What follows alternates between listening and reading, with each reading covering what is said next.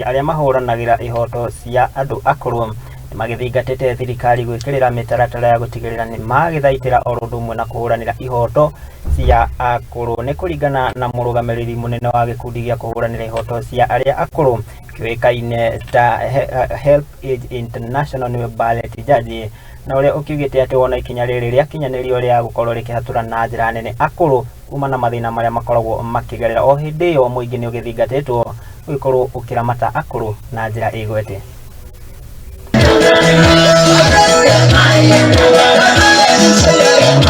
A World Elderly Day is a good day to be reminded of many challenges we have gone through, and one of the biggest is dementia.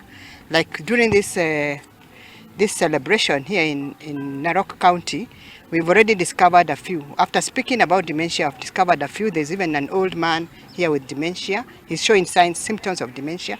So this thing is spreading. It's quite widespread. Kweli tunashukuru serikali ya awamu ya 5, tunashukuru rais, lakini tunachoomba tuwe na sheria ya wazee. Nafikiri imefika ni muda mwafaka wazee wawe na sheria. Jambo la pili, ahadi ya serikali ambayo ndio serikali tawala, waliahidi ya kuwa kwa miaka 3 watawasajili wazee milioni 3, watawapa bima ya afya ya NHIF. Tunakumbusha serikali, ahadi ni deni. Ni siku ya kudumisha siku ya wazee, na mnavyoona leo wazee walituunga kwa wingi, kushukuru.